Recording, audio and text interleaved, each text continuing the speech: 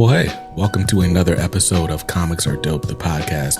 Episode 61 is what I'm really excited about. We've got a returning guest, Mr. David Pepose. I'm really excited for you to hear our conversation. We get into, Speed Racer and Captain Planet and everything he's been up to since the last time we spoke, which also includes an amazing year of Space Ghost comics. But before we get into that conversation, I just wanted to remind you that this Saturday is Free Comic Book Day, May 3rd, and there are tons of titles for you to pick up. I actually posted a whole roundup on the channel of the books that I'm most excited about. But if you have a local comic shop near you, or if you're not sure, visit comicshoplocator.com to find a shop near you. That way you can get the Speed Racer Zero issue, the Gargoyles Zero issue. There's a lot of books to be had. But if you're in the Raleigh area, my LCS, Fight or Flight Comics, has a huge event going on. They are bringing in a bunch of local artists, including my man Potsy, artist Ryan Best, Billy Parker, Ryan Rhodes, and Ryan Scheffler. So it's a whole Ryan party. So you can come get a sketch, get some signatures, grab some issues from these local talents, as well as get your free comic book day issues, of course. And Dan is bringing the dollar boxes out. So there are going to be a lot of comics to be had for, cheap prices. It's going to be really fun. Come out to Triangle Town Center Mall. They're on the first floor, just next to Hollister, right past the food court. You can't miss them. They've got a huge sign out front and a huge statue of the Thing hanging in the window. So super dope. Head out to Fight or Flight Comics. I won't be there, but I'll be there in spirit. And let me know how it was. Post your pictures on social media. Tag me and all that. Now, with all that said, let's get into today's conversation with my man, David Pepose. All right. Well, you guys, today we've actually got a returning guest today. And I'm excited about it. We haven't spoken in like a year, which it doesn't feel like it's been that long. But I'm here with one of my favorite writers, Mr. David Pepose. How you doing today, sir? I am doing great, BJ. So good to catch up with you, my friend. I am so excited to talk all things comics. It's crazy. I guess you're right. It has been a minute since you and I spoken. The last time we talked, I think it was about Space Ghost when we launched the book. And so I'm really excited to chat all things Space Ghost and much, much more with you tonight. Absolutely. I am too. Yeah, I will say that it doesn't feel like it's been that long, but clearly we're picking up right where we left off. Right. So, I actually wrote some notes, because I should have, right? And the question I wanted to really start with, like I said, we're catching up after a while. How are you, sir? I'm good. It's funny. We were talking just briefly before we started recording, and I was, busy is a freelancer's favorite four-letter word. I've been working on a lot of different books over the last, year and change, and seeing the response to all of them has been really heartening. And so, I feel like I feel very privileged to be able to write a bunch of different books that I really believe in, and so to see people really responding to them and seeing people really understand the vision, that's really all you can ask for as a writer. So I'm doing right as rain. Nice. Yeah, it's been busy on this side too. Like, to close out the year, we bought a house and then had a baby in February. Congratulations. That is amazing. Thank you. It feels amazing, but then it's like trying to get back to some sort of normal routine. Sure. I can only imagine, especially with the baby, that I'm sure you feel like the dinosaur right after the meteor hit. I can only imagine. I remember when my younger siblings were born, and it was just shy of my 9th birthday, and my whole life changed. So I can't even imagine what it must feel like for you. Congratulations. Those are some amazing milestones. Thank you, man. Thank you. Excited. We were working toward both for some time, so worked out.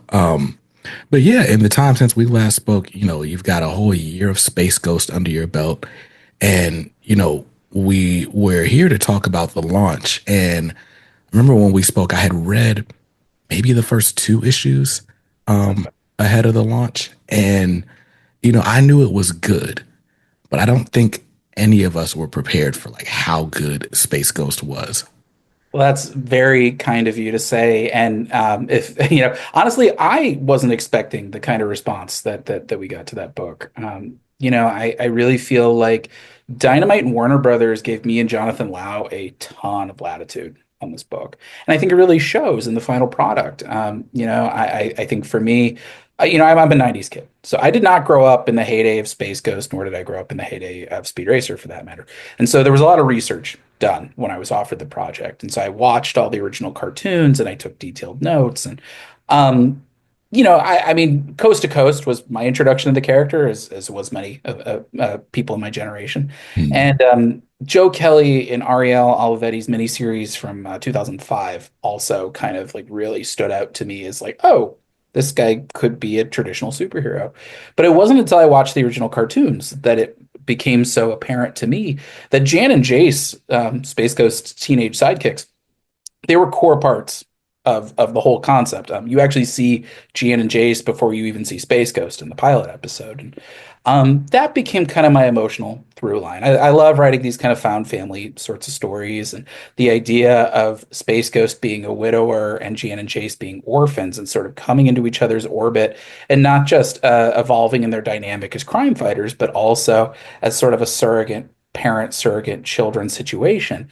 That was really appealing to me, and that acts as sort of the emotional through line for our series that we then are able to scaffold in sort of a really cool villain of the month every issue, and that way we're able to inject different types of action and different influences and different tones and genres, and for a writer, that's a real gift, especially one who gets restless like I do.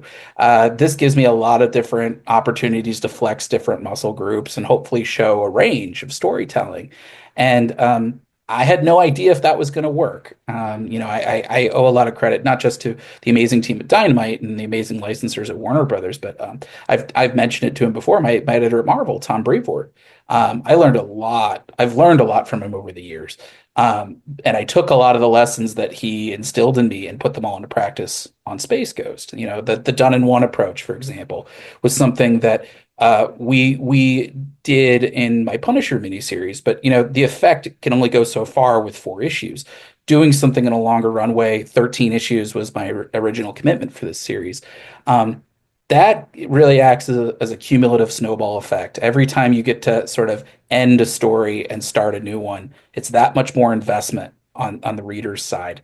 And so, yeah, I'm so glad to see that people have fallen in love with these characters just as much as I have. It's a book that feels very natural to me, and it's a book that I also am really grateful for Jonathan Lau and Andrew Dahlhaus and Taylor Esposito, who are just a power trio in terms of creative collaborators. And they really inspire me to bring my A game each and every month because they are leaving it all out on the field each and every issue.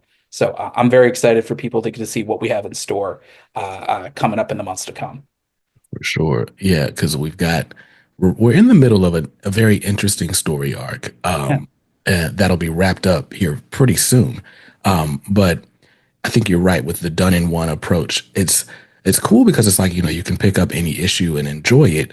But if you're following the series, it also helps with the sort of passage of time, right? Yeah. Like each It, issue, we're getting different experiences, and it really feels like at this point, this found family has like become closer and closer and more tightly knit with each issue. I love that. yeah. For me, if I have a formula to this book, it's always figuring out, what's the villain and what's the threat that they're gonna pose. But also, it's just what's the dynamic with Space Ghost and the kids in any particular moment. And sometimes that's one step forward, sometimes that's one step back. Sometimes there's something nice to be said for a little bit of backsliding on one or either parties, a little bit of tension and conflict there. But yeah, we're doing something, really fun right now. We're in the middle of our Council of Doom 3-part storyline, and this is something we've been kind of building towards since issue 1. Batman: The Long Halloween was a real big influence on this book. I love the way that Jeff Loeb and Tim Sal like they would introduce a villain each and every issue, and then it sort of built up to this big rogues gallery throwdown with Harvey Dent at the end of the series. And I thought that's such a powerful kind of structure, and it rewards readers for sticking around. And it's a very organic and natural way of escalating the stakes. And so, for those who've read issue 11, the siege of Ghost Planet has begun. Space Ghost, and the kids have had a bit of a falling out. And Space Ghost is by himself on Ghost Planet at the worst possible moment when the Council of Doom that's been assembled by RoboCore CEO Dr. Xander Abal, they all just descend upon him and just let Space Ghost have it. All of these villains have their own vendettas against the Space Ghost crew. And yeah, he's in over his head. And so we're going to see with issue 12 and then with our annual. How are our heroes going to turn the tide? And also, what's the real plan that RoboCore has been building to all this time since our very first issue? You're going to see that unfold in a big way in issue 12, and then the fallout of that is going to sort of extend through the annual. Man. So not too much on this, right? But after the annual, I'm assuming we're launching into maybe another year of Space Ghost storytelling. We'll be telling more Space Ghost stories. I can confirm that. Yeah, I'm so thrilled. I've been saying since the beginning. If you pre-order this book, if you show Dynamite and Warner Brothers that there is demand, there are more stories that can be told, and so I'm pleased to report there will be more stories told. You will get to hear more and more about that in the coming weeks. But yeah, I. Space Ghost has such an amazing rogues gallery, and it's not just limited to the Council of Doom. And we've been able to kind of tease that a little bit with the Energy Monster and Space Spectre, and even Lokar, who was not a member of the Council of Doom. And there were some other villains that I was sort of like, okay, if I only have 13 issues, this is what these are the villains that I need to use. But if we get some extra runway, there are a few more that I really enjoy. And so you'll be getting to see those in the months to come. Yeah, Space Ghost is I think what I love about him is that he's a character who he's equal parts Star Wars and equal parts Batman. And so there's a lot of different stories that kind of organically fit under that kind of umbrella. You're able to fit in a lot of different villainous archetypes, but also like you're able to inject all these different sci-fi twists. So we're going to be doing a lot of that. Suffice to say that like once Space Ghost has his final showdown with RoboCore, there are some really interesting things coming that you'll see in our annual that are going to complicate his life in some major, major ways and are going to set up the stakes and the threats moving forward for this next phase of our stories. So, yeah, thank you. Thank you to you for helping support it and to everyone watching for support and all the fans and retailers out there. If it wasn't for you, this book would be ending with the annual. But because of your amazing and tireless support, we're going to be telling more stories. And I'm excited to be teaming up with Jonathan Lau on the next haul. That's awesome. So this is probably hard to do because it seems like the annual is kind of a culmination of a lot that's come before, at the same time as being a jumping on point, or a linchpin for something new, Yeah. right? But for those who may not have been reading Space Ghost and want to jump in with the annual, what's the pitch? What we got going? Yeah. So it's tricky because I don't want to spoil too much. And I will say, if anything, our best jumping on point will actually be the issue right following the annual. Our annual is really kind of our big crescendo of sort of this first year's worth of storytelling. It adds some new wrinkles and complications to this ongoing Council of Doom threat. I think if you were looking to get involved with the book, you should definitely pick up the first trade because it really does down kind of what Space Ghost is and the whole status quo with the twins. But yeah, I think as far as this annual goes, you're going to get to see Space Ghost, Jan, and Jace just really step up and really rise to the occasion, just in some really big and powerful ways. Also, we're going to see, just the stakes are so much higher. We're escalating them in some really interesting ways. And I think it speaks to another lesson that Tom Brevoort taught me, which is superheroes. What makes them super heroic is not that they punch out the bad guys. It's not that they have superpowers. It's that they save the little guy. that they're the ones who kind of protect the innocent from bigger from threats that are bigger than them. And so we're going to be paying that off in a very big way. With Robocore's plan is something that's going to shake the universe to the core, and it's going to have wide-ranging implications. And so Space Ghost is really kind of the last. Space Ghost and his team are sort of the last hope that the galaxy has in this regard.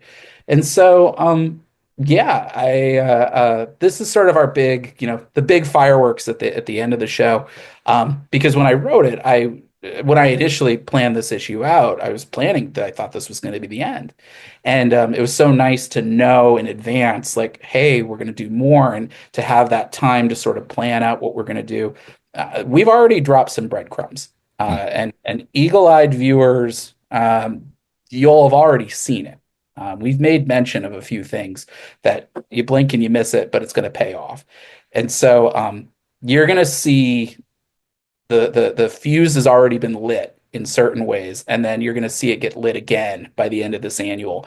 It is definitely, if you want to know sort of what's going on with Space Ghost and what's going on with future stories, I'll say the last 3 pages of that annual are going to change Space Ghost and Jan and Jace's lives in a big and kind of unsettling way. That's going to sort of lead into the next era of stories. Sheesh, man. So I'm excited. It's funny because we were talking before we started recording, and I realized in that moment that I'm an issue behind on Space Ghost. So last issue I read was issue 10, and I'm in this arc. I haven't started the Council of Doom arc yet. We've been in this story. We've been introduced to a space specter, uh, Yeah.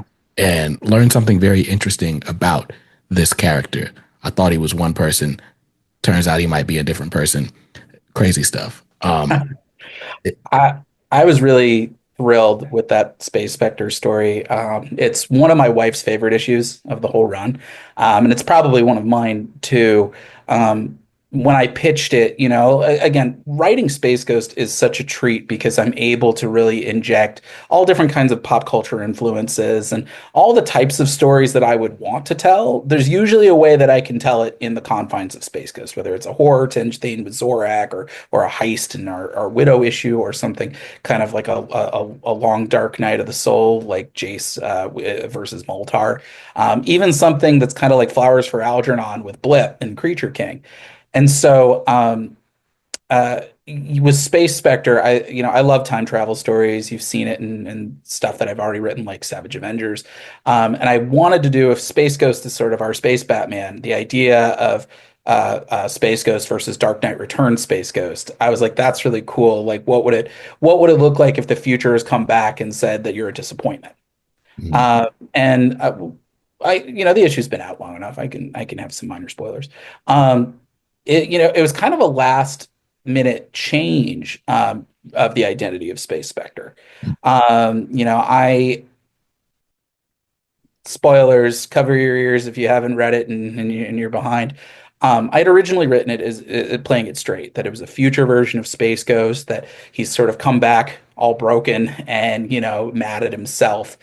And I realized kind of at the last minute as I was about to start writing it, I was like, the idea of it being Jace from the future. It's a fun misdirect, but it's also it really does speak to, there's a melancholy streak to him, and you see it in our Moltar issue, but also the idea of the most innocent member of the team. He's lived through something bad and mm, he comes back in time, and it's sort of this unresolved resentment towards his father figure for letting him down. And the idea of sort of saying it's Dark Knight Returns Space Ghost, but really it's the Red Hood. mm, That's interesting to me, and that sort of is a fun way of being able to kind of expand the Space Ghost mythos and ultimately, fulfill my main goal, which is to make people cry. And so, that ending where where Jan, realizes, like, I can't believe I didn't realize it was you. Like, of course you're my brother. How could I not? Um, Yeah, that was a moment that I was really thrilled with. I was thrilled with the way that Jonathan and Andrew and Taylor really brought that to life. You're always rolling the dice with big emotional moments like that. You have to trust your team to really kind of stick the landing on that. And they did such a beautiful job with it. And yeah, it'd be weird if that was the last time we saw a Space Spectre. Maybe we'll see him again. Who knows? I really hope so, right? But even that as a sort of, um, I don't know, like a sequel of sorts to that Moltar issue, right? Like thinking about where we leave Jace there versus issue 10. It's like there's so much in between now. Like this opens up so many different avenues like for future issues. And that's gonna be fun Yes. to go through. Our Space Spectre issue is very important for a variety of reasons. And some of them and some of them you don't yet, but Mm, you will soon, I promise. nice. So I, I'm gonna risk spoiling this book. So I'm just gonna we'll just stop and go to the promo, right? So Yeah. June 2025 is when the Space Ghost Annual comes out. And Okay. I'm excited about that. I mean, I have the do I have the actual date? Let's find it. June 11th. Man, man. So just over a month from the time you guys are watching this. Now, also in the time since we've spoken last, I mean, it's been announced, like your name's been attached to a bunch of projects that I'm really excited about. Yeah. Right now, Cable Love and Chrome is coming out. And that one I just had to be like, you know what, I'm gonna trade wait for this Yeah. because it debuted like as I'm moving. I'm like, there's no way. I totally get it. I totally get it. Yeah, and that's going to be a really fun book. It's been fun to read it monthly, but I'm very excited for people to kind of also rediscover that thing as a single storyline because of the way that we've structured it. And in particular, Cable's such an interesting character. Again, the time travel of Mm, it all. And we sort of started that with a little bit of a slow burn in the first issue. But issues 4 and 5 are very time travel oriented, and seeing the way that again, this is something that Tom Brevoort, my editor, really I learned so much from him every time I work on a new book with him.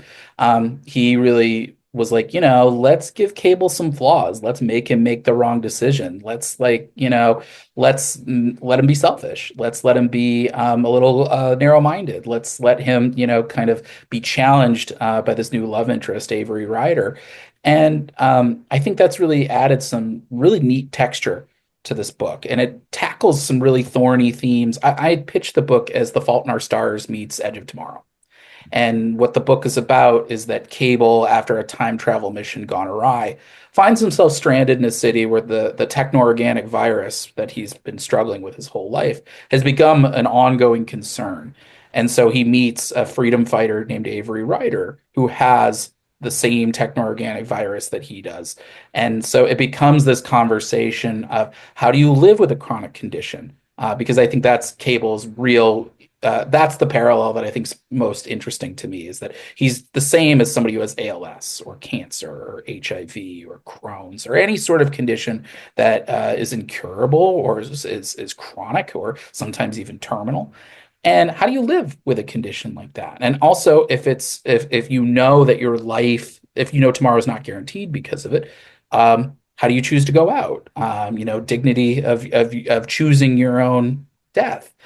Do you die in a hospital bed? Do you die with your boots on? And conversely, if you know that tomorrow is not guaranteed, what are you living for? Because if you haven't found something to truly live for, then you're kind of just the walking dead and the virus has already won.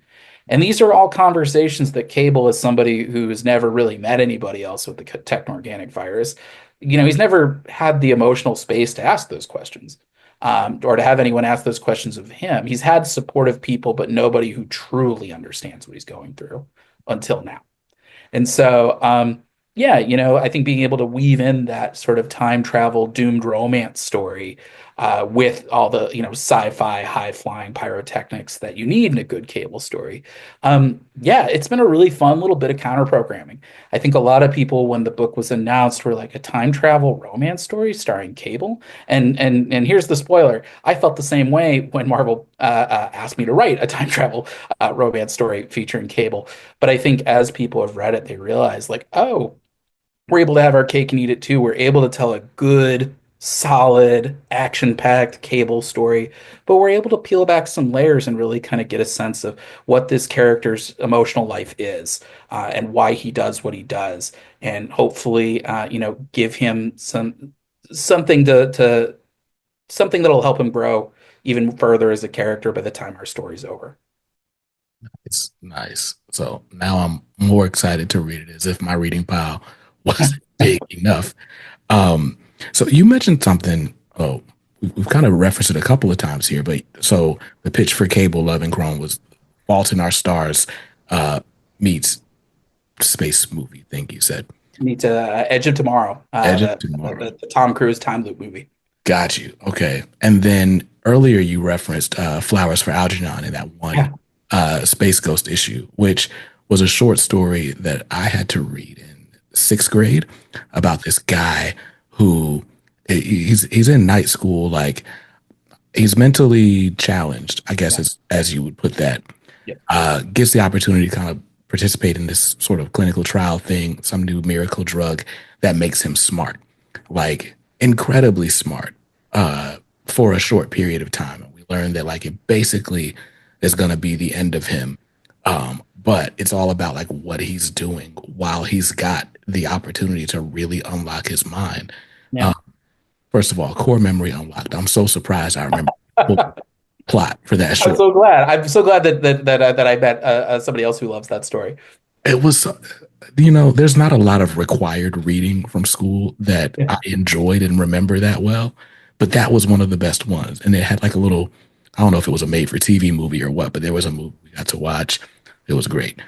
All that to say, I guess all the best writers have to be well read, right? I remember watching an Alan Moore quote, Yeah. and he's like, talking about like that's how you get better at the craft. Like just read as much as possible, go find stories.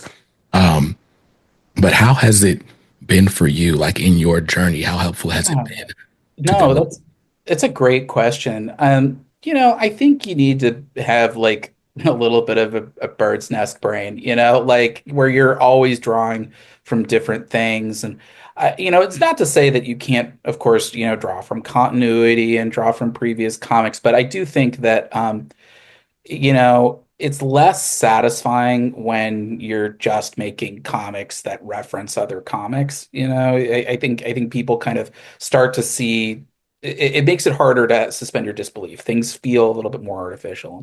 And for me, that's why I think I wear my influences pretty proudly on my sleeves.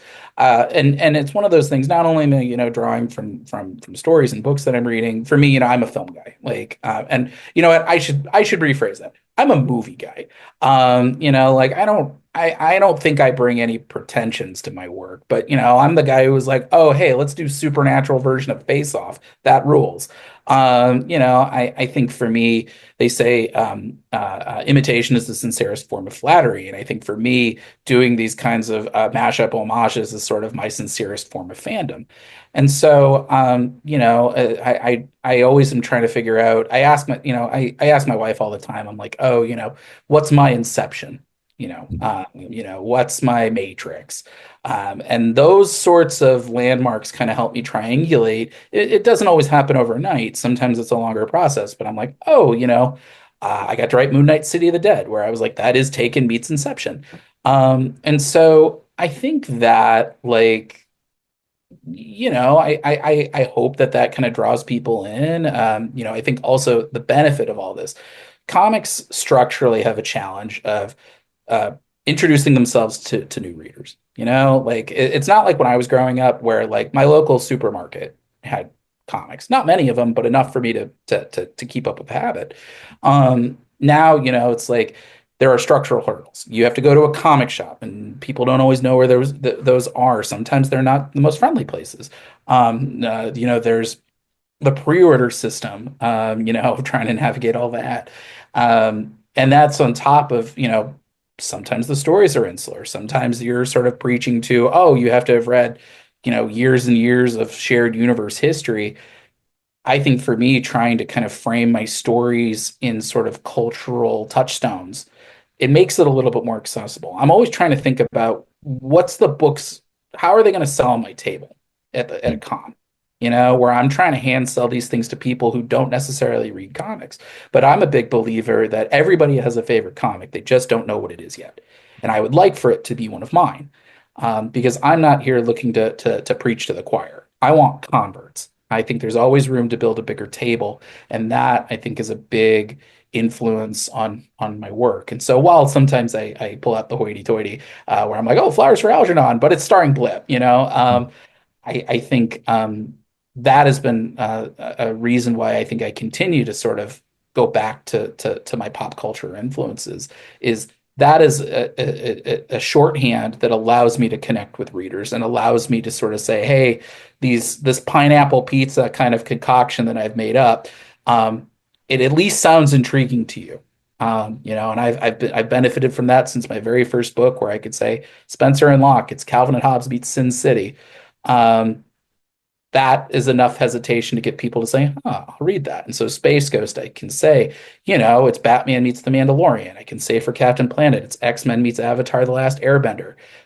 Speed Racer, it's Rocky meets Baby Driver. And that all sort of like people are like, oh, okay, like, yeah, I've heard of these things. Like, let me give it a shot.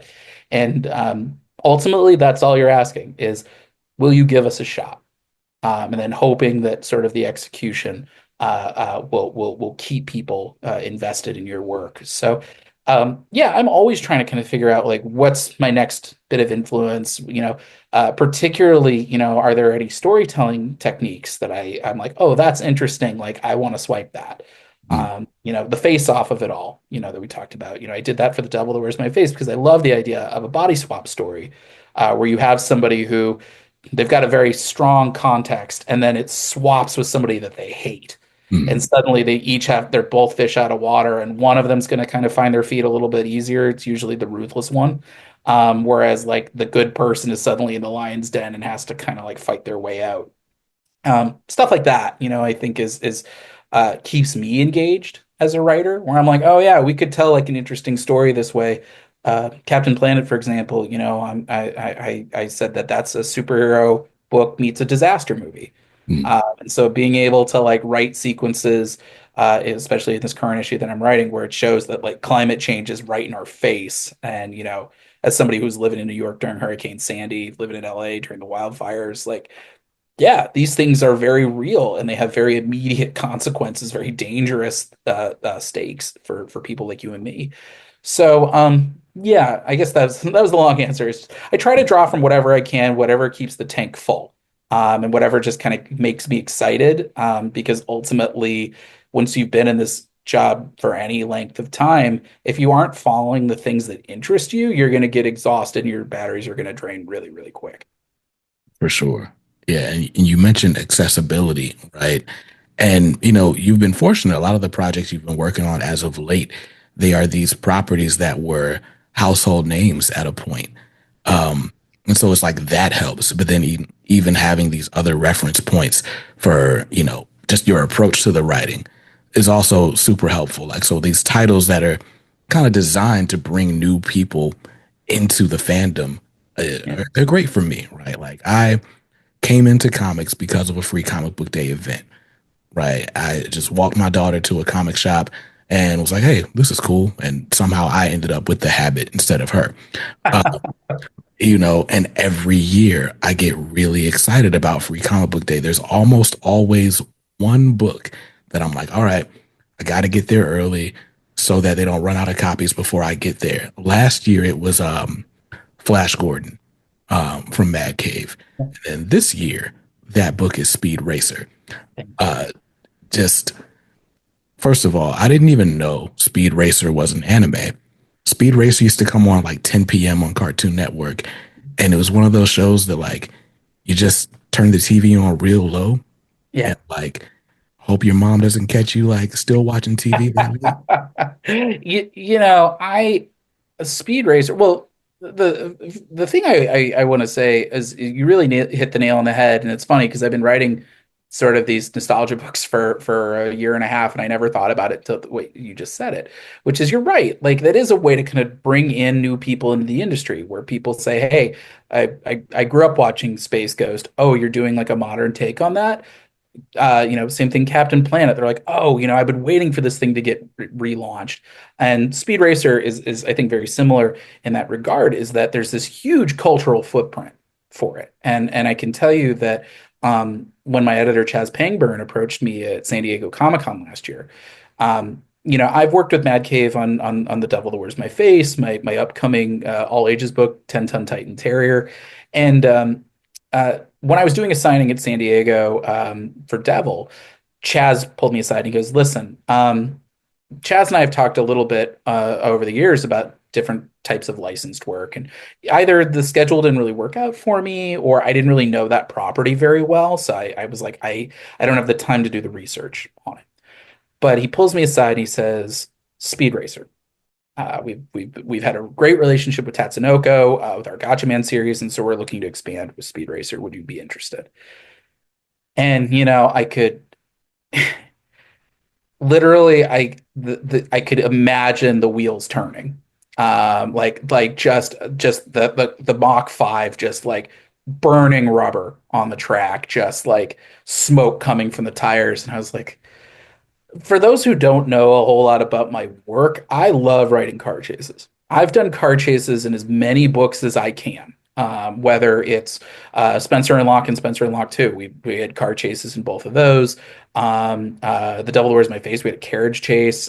Space Ghost, we have Jace steal the Phantom Cruiser, and we do have a fun Phantom Cruiser dogfight sequence coming up later on in the book. So I love the way that taking a static medium like comics and how do we sort of convey that illusion of movement, Mm. and whether that's the way you pace out panels, but also the way that artists kind of do that, whether it's David Aja and on Hawkeye, or Tradmore, huge influence with All New Ghost Rider, and now David Tinto with Speed Racer. And so the idea of being told, hey, we're going to give you a 15 issue runway to start, and every issue can have a car chase, I was just like, I'm never going to get that opportunity again. That is the kind of book the only other book that maybe that happens in is Ghost Rider, and given how crazy things are in the industry right now, I could see it being a challenge for a Ghost Rider book to go the distance for 15 issues. And so, um, I remember there was a party, a Mad Cave party later that night, and I pulled Chaz and I pulled our editor in chief, Mike Martz, aside, and I was like, I can't stop thinking about Speed Racer. Like, yes, this like a thousand times yes, count me in. And so I'm really excited for this book. It's Rocky in a race car. It's the story of how Speed goes from sort of he's just winning illegal back alley races to his journey in the Formula X racing circuit, and how does he go from being sort of a newcomer on the tracks to becoming a champion. And you'll get to see, especially in issue 1 and issue 2, how that sort of shift happens and why the stakes are so personal for Speed and why there's really no room for second place. But I'm so proud of how our free comic book day issue comes, because it really is sort of there's a no wrong turns kind of policy as far as this goes. If you pick up our free comic book day issue, you're going to get a really cool self-contained story about Speed Racer, and it's going to sort of explain what is Formula X, what makes it different than traditional race car racing, but also why is it so important to somebody like Speed? Why is it so important to the residents of Palm City, which is sort of the ultimate racing town? So, like my Space Ghost issues, that's a self-contained story. It's going to be satisfying. It's going to be really cool. It's going to set up our year plus worth of stories to come. If for some reason you miss it, I hope you don't, but if you do, we're not stepping on issue 1. Issue 1 is also a perfect entry point for Speed Racer, where we're setting the table, but in a different way. Where our free comic book day does a lot of the world building, whereas issue one, it's very emotional, and we get to see Speed, we get to meet his supporting cast, we get to see everybody kind of at the starting line, including Speed's relationship with Trixie, which we get to see them watch them meet for the first time. And so I think the thing that I love most about Speed Racer, and the thing that I think really resonates with me, is the idea of somebody who feels who follows their passion and wants to revolve their life around their passion. And it's sort of they need to basically step it up. They need to rise to the occasion. And that's something that I think I can resonate with quite a bit as a comic book writer. I live and breathe and sleep comics, but uh, that my relationship with comics changed when I became a professional comic book writer, and especially when I went from doing my indie work to suddenly being called up to the majors over at Marvel. You learn very quickly, oh, there's a learning curve, and oh, you better step it up, and oh, like this isn't a hobby anymore. This is a career. And you gotta kind of keep stepping up your game, or you're gonna fall behind. And at the same time, what I love about Speed Racer is that every member of the cast approaches it from a different angle. Speed is chasing after his brother Rex's legacy. And he's still trying to figure out, he's like, I'm meant to be a driver, but my father, Pops, does not want me to be a driver. Our family has been marred by tragedy. But at the same time, it's this thing that I love, and I feel that I have to chase it. And suddenly it's like, oh, I have to now compete in the big time. And can I hack it? And what do I have to learn in order to kind of make that work? Pops, meanwhile, sees cars through a design perspective. That he's the guy who, he built the Mach 5, but at the same time, he feels like he's been completely betrayed by this thing that defined his life. And so he's got all this conflicted feeling about Formula X, but at the same time, he's Speed's ultimate corner man. He's the guy who's like, eventually, he's like, I didn't want my kid to do this, but if he's going to do this, he needs training, and so that's got to be me. Um, Trixie is kind of a fun mirror image to Speed in that they're both about legacy. And that for her, she's the Carol Ferris to Speed's Hal Jordan. It's that when Speed winds up having to compete in Formula X, he needs to join a team. And the only team that's willing to take him is this kind of small rinky-dink operation that was owned by Trixie's father. And now she's running it. And so there's this fun kind of dynamic, this will they or won't they? They clearly like each other. They're clearly interested, but also she's his boss and he's the hot dog driver. And sort of like, how do they kind of, navigate that tension to become that couple that we know and love? Spritel is super fun. He was kind of the character that sort of it took me the longest to wrap my head around him, because I think he's the one that maybe is the most reflective of the time of when that cartoon came out. And so how do you make the Spritel feel immediate and engaging and not annoying or overbearing? So he's the color commentator. He's the guy who he's more of a streetwise hustler, younger brother. He's live streaming all of Speed's races. He's encouraging his subscribers to bet big. He's the one egging on all the bystanders to bet heavy, against his brother, knowing that he's going to win. So Spritel and Chim Chim are kind of a fun pair. And then finally Racer X, who, he kind of weaves in and out of our story. Mark Russell will also he'll be doing a backup story in our free comic book day issue with Racer X, and he'll be doing a Racer X miniseries spinning off of our book. He's Batman meets James Bond in a race car. He's the Vin Diesel to Speed's like Paul Walker, to use some kind of inexact parallels. But he's mysterious, he's cool, he's badass. He's the guy who, similar to Pops, he has some conflicted feelings about Speed on the tracks that are made all the more conflicted that nobody knows who he is. Mm-hmm. And eventually Rex has to kind of decide, like, okay, like I get why Speed is doing this, and I get that it's very important that he wins, and he knows deep down he can't do it himself. So he's like, maybe if I help Speed, then maybe we can pull this thing off, and we can kind of thwart the corrupt influences that have started to trickle their way into Formula X. But yeah, you put all these characters together, it's a really just interesting kind of stew. And something that I think uh, that I didn't realize until I started writing it is none of these characters have powers. And you would think that like as having written primarily superheroes or primarily powered individuals for the last few years, it's fun. I love it. Don't get me wrong. The stakes are always huge and engaging, and there's so much interesting stuff you can tell with metaphor in terms of powers. However, sometimes it can be a crutch, and so it was really like a refreshing palate cleanser to be able to tell Speed's story where he doesn't have powers. He's flesh and blood. He gets by based on his nerve and his intelligence and his ability to think on his feet and his ability to listen to his supporting cast. And the only sort of elevated powers that we have it's always the cars. Yeah. And that's some fun stuff that we've got with Formula X is that every car has its own X factor to it.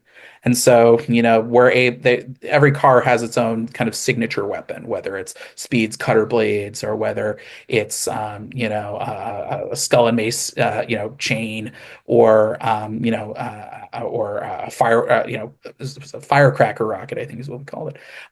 Just different interesting signature weapons and sort of maybe like a twisted metal kind of sense. Yeah. That way, like, and there are a few wrinkles that all the cars get that sort of makes it go not just traditional racing, but a little bit of 4D chess. And I think it really leans into the strengths of David Tinto, my amazing artist and collaborator on the book. David and I worked on a chapter of Avengers Unlimited together a few years back. It was a She-Hulk and Captain Marvel team up. And I was so enamored with the sense of speed and motion and expressiveness that David brought to that work. And he's only gotten better with time. And so he is really leaving it all out in the field. I could not be more impressed with the way that he's doing it. And so, yeah, I think it's made for some really fun, exciting, over the top, larger than life kind of action. So we're able to have our cake and eat it too. If you've seen like the Speed Racer movie where that's like so like candy colored, larger than life, like we're able to kind of tap a little bit into that with just like, oh man, did you see what the Mach 5 just did? But also like we're able to kind of lean into this like vaporwave kind of, aesthetic. I think I described Palm City in my original notes as like a vaporwave Miami. Mm. That like it's a little grounded, but you get to see all the cool card tricks and ultimately, get to watch Speed's drama on and off the track. So it's a really fun book. And like I said, it's a long runway. We're doing it a lot like Space Ghost, so it's brand new continuity. You don't have to read or watch anything else. And it's going to be told almost exclusively in Done in One and Done in Two installments. So we've got a variety of really cool kind of rival drivers for Speed to deal with. And I can't wait for people to get to read this. It's very, well, I shouldn't say it's that different, but it's a little different from anything I've written. It's a sports comic first and foremost that sometimes has some crime elements in an industry that's not always kind to that genre. But I feel like Speed Racer is a name that has cachet, has that cultural footprint. And so I hope people will give this book a shot because I think, no pun intended, we're firing on all cylinders with this thing. And to see the work that David and our colorist Rex Locus and our amazing letterer Buddy Bowden, this is a fantastic team. And I think in a lot of ways, the approach that I started with Space Ghost, I feel like I am perfecting it even more with the Speed Racer. I'm excited to read it now. I mean, I was already excited. Now I'm more excited. But man, so you spoke of leaving it all on the field. Yeah. And I feel like that's a perfect segue. As we record this, it's Earth Day, which I guess we couldn't plan a better time to do this. Speaking of planning, we've got Captain Planet coming out here in just a few weeks. As you guys are listening to this. Yeah. And when it was announced, I was just like, this makes all the sense in the world, right? I think I reposted. Oh no, Dynamite sent me the news, so I got to post the cover relatively early. Yeah. And I was just really surprised at the amount of engagement that picture got. And it's thirst trapping captain, like he's got a beard, I'm gonna steal that. That's amazing. I that's a yes. You know, Captain Planet, boy, it's so funny. We're talking on Earth Day, 2025, April 22nd. 5 years ago, to this day, I posted on my Facebook saying, Happy Earth Day. If anybody gets the rights to Captain Planet, I've got a pitch that'll make your toes curl. Tagging, and I tagged a bunch of publishers, including Dynamite. And seeing that pop up this morning in my Facebook memories, I'm like, that's what we describe in the business as calling your shot. I Captain Planet has been my white whale for a decade. Literally, it was, I think, like the day the day after we announced it was 10 years to the day that I messaged my best friend on Facebook Messenger and said, it'd be cool if somebody did a Captain Planet relaunch. So this thing has been kind of a dream project for a long time, and I think it's because I love properties that have potential, especially overlooked potential. I think, not only is it advantageous for me as a writer, but I think, I know what it's like to be underestimated, and I prefer it. Honestly, I would much rather the bar be lower and then I can exceed that than the other way around. Captain Planet is one of those properties. I think a lot of people overlook it because maybe it was not particularly subtle in its messaging or its politics, and it was very much rooted in as a product of its time. It came out in 1990. And my response to that is, that's the purpose of modernizing something like that, is that you can kind of make it a little more timeless, or you can sort of inject in modern storytelling sensibilities. It's been 35 years. And I think ultimately, as far as subtlety is concerned, reality has gotten a lot less subtle in the last 35 years. And so for me, when you're able to get past that, there's all this potential to Captain Planet. There's the cast, which is inherently diverse and multicultural in a way that I don't think we've seen done that organically since the days of Giant Size X-Men. It is baked into the core of the concept. And I think that's something that's really important to me. I grew up as a Jewish kid in the Midwest. I knew instinctively that I was not part of the dominant cultural norm. And so I think having representation and inclusion in books is really important, because ultimately, like, it helps, I think, promote that message of, like, I want every group to have the kind of same rights and considerations and freedoms and ability to feel safe that I would ask for my family. So there's that. There's also the threats of Captain Planet are so timely. It's tackling not just environmental change, but environmental disaster. That's probably the biggest difference, I'd say, between when the show came out in 1990 and where we were at today. Is in 1990, it was still seen as a hypothetical. It was the hole in the ozone layer was sort of the big issue. And now, like I said, we're seeing wildfires in California, hurricanes in New York. My parents live in the Midwest. They had like 15 tornadoes hit last month. It's a disaster movie that we're all extras in. And on the flip side of it, what's fueling all this? It's human greed. And it's this sort of human drive to consolidate more power, and it's always sort of at the top of this corporate and government ladder. And who cares about the people on the street like you and me who get caught in the crossfire?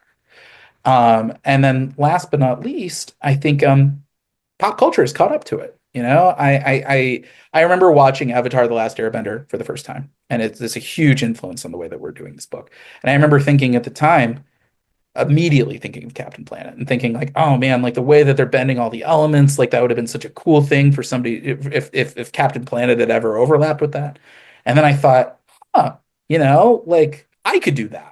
That could be like a really cool thing. And so we've pitched the book as X-Men meets Avatar: The Last Airbender, where it is a group. They're not even really superheroes. The Planeteers, they're not even a team. We get to watch them meet for the first time in our second issue. They all come from different walks of life in different countries, and they each have different contexts to the greater environmental conversation. They're ordinary people who are suddenly granted extraordinary power, and they find themselves on the run from a corrupt billionaire that's looking to exploit them. And if that's not timely in the year 2025, I don't know what is. And so when you're able to kind of, combine all these elements, no pun intended. You find like a really compelling kind of story. And so I just put finishing touches on the latest Captain Planet script right before we hopped on. And like it feels like a it feels like a fun superhero story, but also the idea that these characters are so rooted in their humanity. They don't have code names, they don't have costumes. They're ordinary people, and I think that's what makes them even more heroic. And then when they combine their powers, they're elemental rings of earth, wind, fire, water, and heart. They're able to summon the immortal elemental demigod known as Captain Planet. And he's yes, we've turned him into the thirst trap and captain. Love that. Our artist Amon Cosalos did a brilliant redesign, including his fiery hair and his amazing dad beard. And at the time, we just thought it was a really interesting design choice that really kind of stood apart. But also, I think it speaks to Cap, his whole persona. I want to put something out there just in case anyone's concerned. We're not doing like gritty Captain Planet. Mm. Dark Gritty Captain Planet is like I have zero interest in anything like that. Grounded, World Outside Your Window Captain Planet, that's interesting to me. But I think Captain Planet at his core, he wants to protect our world, he wants to protect our environment because he ultimately doesn't want to see anybody die. He's Superman with metamorphose powers. And so the idea of the dad beard actually works really well for him because he has this kind of reassuring, kind of fatherly mentorship, this calming aura that it feels timeless and classic and heroic and never goes out of style. And I think you put all these characters together, you get something really interesting. And I can tell you, having written now 5 issues of the book and about to hop on issue 6, yeah, this cast really has such a unique and fun and interesting chemistry, and I've really enjoyed writing every single page with them. Man. So all respect due to Don Cheadle, but we're not You getting know, Don's. I listen. If Don Cheadle wants to promote my book, I will never say no. But with all respect to him, like if I had a nickel for every time somebody's like Don Cheadle, I'd have a lot of nickels. And I remember when those Funny or Die sketches came out, and watching them, they're bleak even for me. And I'm the guy who wrote Grady Calvin and Hobbes, um, because yeah, like that guy is like deranged, like not Don Cheadle himself, Don Cheadle, Captain Planet. Right. And I get this idea that and I hear people say it all the time where they're like, oh, if Captain Planet were alive today, he'd be like beheading CEOs. And I think that that speaks, I think, maybe to a greater nihilism that we've sort of seen kind of seep into our general consciousness. And listen, things are bad out there. I don't blame people. But I think the superhero genre is meant to come from a place of optimism. It's meant to come from a place of a better world is still possible, that we can still fight for it, but we also, aren't we fight by it by staying true to our principles, and not just fighting fire with fire, because otherwise, I mean, I've written a Punisher miniseries. You can read that, but that's I think something that's so rooted in optimism and that building of a bigger table. I mean, Ted Turner and Barbara Pyle and Nick Boxer, who kind of put together the original Captain Planet cartoon, like that was all intentional. They were saying, that saving the world comes down to people like you and me, but it's also people from every walk of life, and that ultimately we have more in common than we have than we have differences, and we're stronger together than we are apart. And I think that speaks to a lot of core themes. I talked about growing up Jewish in the Midwest, but also, at the beginning of our talk, there's a 9-year age gap between me and my siblings. My younger siblings are triplets, and that experience I think really influenced a lot of my take of Space Ghost, of what happens when you're by yourself and then suddenly you start counting things in threes. But that's what I love so much about Captain Planet growing up. Was like when I was an only child watching it, I was like, oh yeah, like I made friends, and Captain Planet, the Planeteers felt like the ultimate friend hangout group.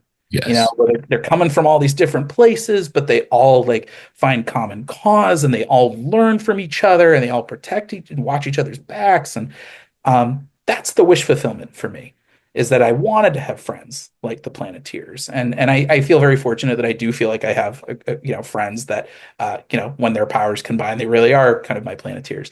Uh, but getting to write them, yeah, like I think you guys are going to fall in love with those characters too. And I think Amon Casalos is a big reason why. I want to give him a quick shout out because, you know, uh, you see it. Jonathan Lau has had a long track record, and he's excellent because you've seen him on stuff like Green Hornet and Vampirella, and now Space Ghost, and that guy draws like a machine.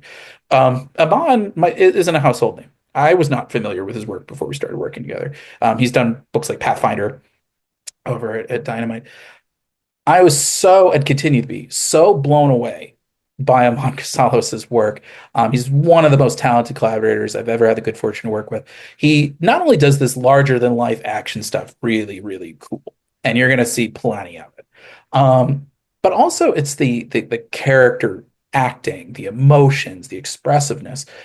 He's got a style that's like a little bit of Gary Frank meets Steve Dillon.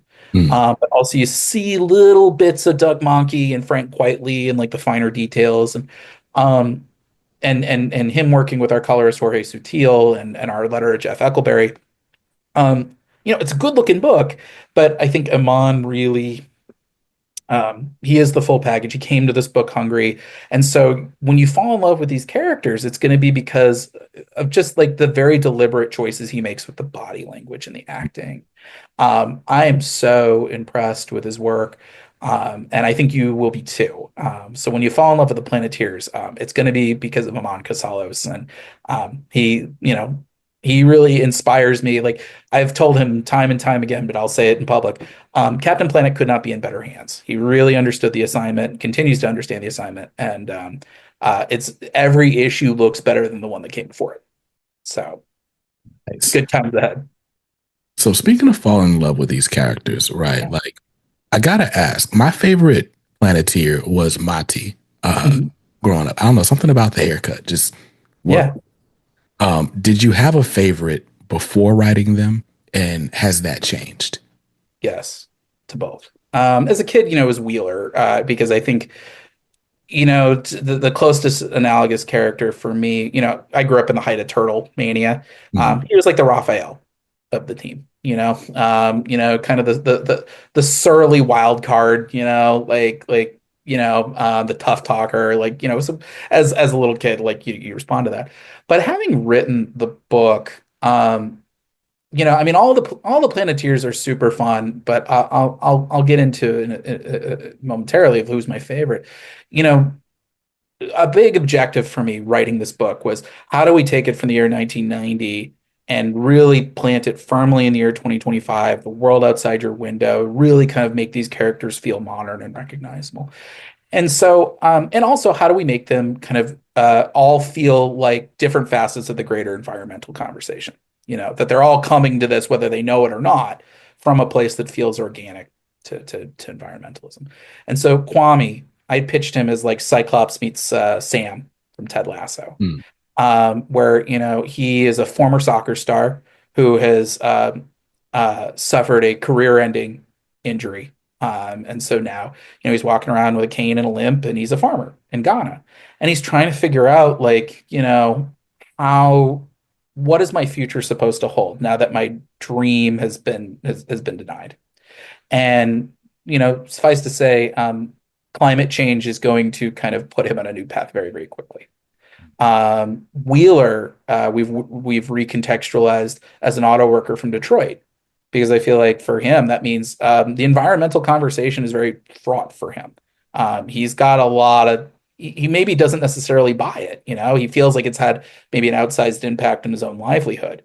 And so, that becomes kind of the arc, not just his arc, but I think the theme of our origin story is like, why does any of this matter? Why does the Planeteers why should we follow them at all? Why can't we just turf this to somebody else? Why can't we just turf this off to a genie to wish our problems away? Because it doesn't work that way. Um, Linka is super fun. In the original cartoon, She was from the Soviet Union. She was the conservative planeteer. Things changed even in those original cartoons very, very quickly, as far as the Soviet Union was concerned. Um, so I Linka, we've kind of done like a 180. You see her right in the middle there. She's our most liberal planeteer now. She headlines like an underground eco activist band in the vein of Pussy Riot. And suffice to say, she's got some wrinkles to her backstory that add some interesting complications, of just exactly how much can she put her money where her mouth is. And so that adds some interesting wrinkles to her. There's Guy, who she's our marine biologist from South Korea. And in the original cartoon, marine biologist had just been a wetsuit and kind of diving around with the dolphins. But I like the idea of having a scientist on my team. It helps, just as far as storytelling is concerned, but also Guy is kind of the kid sister of the group. She's, I like the idea of somebody who loves science, who like gets excited by it, who's passionate by it. That means that people often underestimate her, though. They think she's naive. And I like this idea that no, she knows the stakes better than anybody. And so for her, hope is like this revolutionary act because the alternative is just to curl up into a ball of despair and just say it's all over. For her, she's like, I know what the stakes are and I'm going to fight for a better world. And then Mati, your favorite. Similar to Spritel in Speed Racer, Mati was kind of the one I really had to wrap my mind around because Mati unfortunately gets a bad rap from the original cartoon because he was this wide-eyed, innocent character who had the power of heart, and everyone's like, what's the power of heart? And for me, it's tactical telepathy. And so we've recontextualized Mati in a big way in that he's an indigenous person from Brazil who his people were being forced off their land by corrupt mining interests. And he was ready to fight back, I think, in a particularly kind of brutal way. And instead, he gets the power of heart and it cleanses his mind of all rage and violence and turns him into this avowed pacifist. And I like this idea that he can absolutely wreck you, but he chooses not to throw a punch because the power of heart can let him do so much more. It can let him summon animals. It can let him reach into your mind and make you see things that aren't there, or maybe dredge up your worst possible fears. Uh, he's our Batman. He's our Shang-Chi. He's like the X Factor of the team. He's our smoldering, brooding Mati. And I think if people were surprised in a good way about sexy dad Captain Planet, like smoldering brooding Mati is like right up there.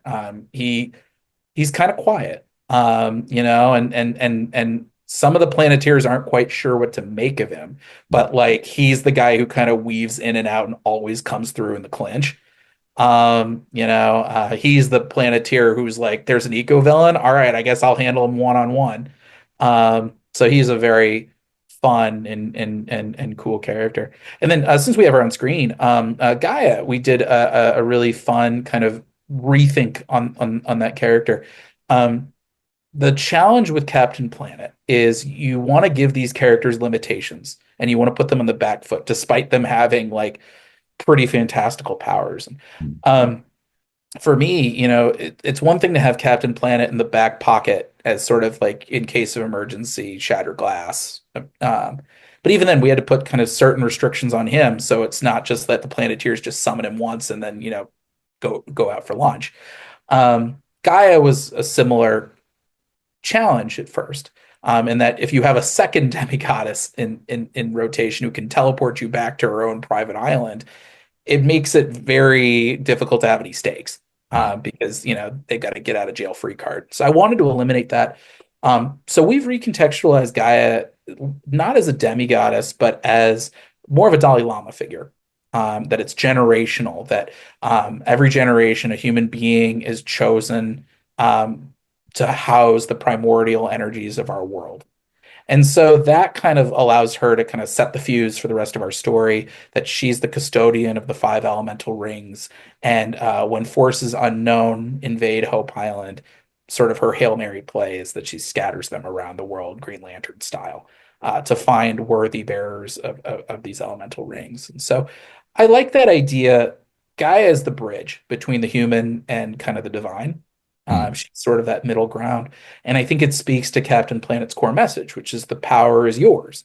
It's symbiotic, you know. You can't just summon Captain Planet and say, all right, we're done. You know, this genie is going to wish our problems away because that's not how it works in the real world. It's got to be he can help, but it's still up to us ultimately. And so that idea of there being a symbiosis between Captain Planet and human beings and Gaia sort of being that conduit, I think it really spoke to the themes that I'm trying to tap into in a really natural way. Um, and it also kind of makes for some interesting potential for Gaia down the road in that, you know, she's the Planeteer's boss, but she's also human and she's still kind of a peer to them. And I think that offers some really interesting kind of storytelling grist for the mill for future stories down the line. Man, no, I'm excited. I don't know. I feel like what I always say is like these books just seem way better than they have any business being. I'll take it. You know, it's funny. I had a conversation with somebody yesterday about this, which is, you know, not that long ago, licensed books were kind of seen as you know, treated like a dirty word. You know, that they were seen, oh, this is a cash grab, or oh, these are, you know, like they're phoning it in. And I want to give a lot of credit to Daniel Warren Johnson and Skybound and their Energon universe, because I think they really were the tip of the spear in terms of saying like, oh, hey, like a licensed book does not have to seem cheap. It does not have to seem homogenized. It doesn't have, you know, it can be, it can still have a degree of artistic expression to it. And I think people have really resonated with that. And I think Dynamite has really sort of fired the second salvo, I think, in a really impressive way, where you see it with, you know, what Declan Shalvey's doing and Thundercats and Terminator, you know, Johnny Quest, Herculoids, and you know, hopefully, you know, Space Ghost. And so, yeah, being able to kind of like take these properties that people know of, but they don't really remember them. They don't really know them beyond kind of these sort of hazy, half-remembered memories from their childhood to say, hey, what if these characters grew up with you? What if we did a modern take? And that way we're able to have our cake and eat it too, because it's all, for me, it's always brand new continuity. So that way, like, if you haven't watched an episode of Captain Planet or Space Ghost or Speed Racer, you can still just pick up issue one and you'll get a satisfying story that you can that's accessible to you. But if you are a diehard fan of these things, then you're going to be like, hey, I know that character. And oh, hey, look, that's a cool new take on Zorak. Or hey, look what he did with Duke Nukem. Or oh, hey, there's the car acrobatic team. And so it really is a win-win-win. And I think you really kind of put the last piece in the mental puzzle for me, which is like, you know, we want more people reading comics. Mhm. And so if they hear, you know, they might say, "Oh, Spider-Man," like, you know, they'll, you know, maybe they'll overlook that because they, you know, they've already got their fill from the movies. But they're like, "Oh, hey, like Space Ghost? I remember watching that as a kid. I'll give that a shot." Or, "Oh, I love Speed Racer," whether it's I love the original cartoon or I love the '08 film.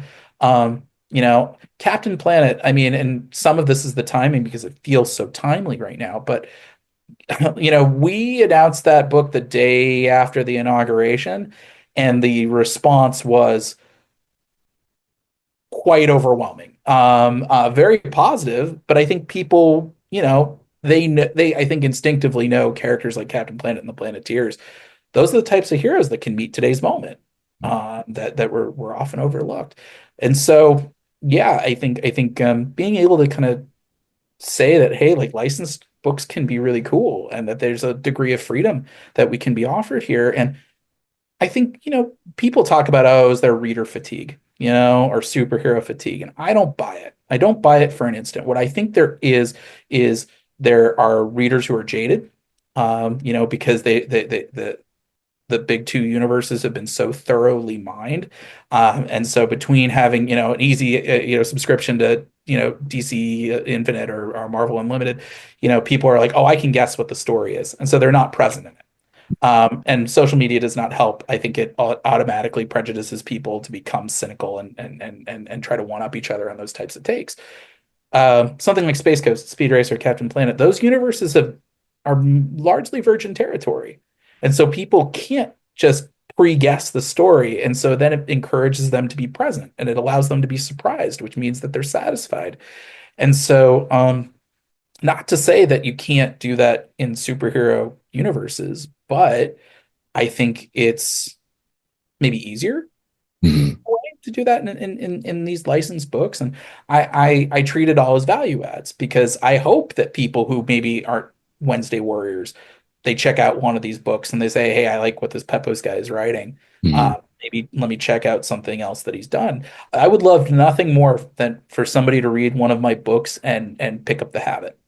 That would honestly make my whole career to hear if that happened to somebody. Um, but I think these licensed books, they're clearly hitting a chord with the readership. And I think accessibility is part of it. And I think it's a way to build trust.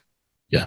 That's, I think, the watchword for the industry right now is that readers feel like they don't have trust. Mhm. And so every issue, especially, they want longer stories. They want something that can go the distance. I think miniseries are great in moderation, and I think there are certain stories that it works better for. But like I think readers are feeling a little burned. That they're like, oh hey, like I only have 4 issues of this series. Why should I pick it up in the first place? And Right. so these licensed books that are able to kind of go a little longer, it's like, oh, okay, like they can sort of build trust and say, oh, okay, Space Ghost is something that I know will be consistent over a year plus.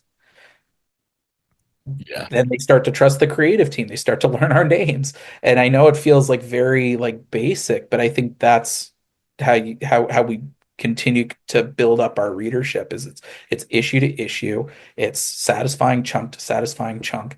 Have being able to have self-contained stories and then have a string of them. I think that's where the market trends are headed. And so it's nice to be able to be a part of that wave and see that it seems to be paying off. Yeah, for sure. I love the licensed books, right? I'm newer to comics. I say this all the Yeah. time. I guess like if I keep saying it, I won't still be newer. But you know, for me, the big draw to superhero comics is the nostalgia. We watch these on TV and stuff like that, right? With these licensed properties, you kind of get the same thing, but without it being like, tired or played because there aren't very many of them.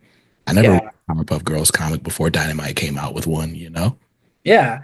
And I think it comes down to like, the idea of a shared universe has its benefits and it also has its drawbacks in that like you're able to pull from any different type of other book, but there's like the weight of the continuity and how do you tell a story with Spider-Man, for example, Mm. that feels original and fresh when you have 60 plus years of amazing Spider-Man stories that have come before you.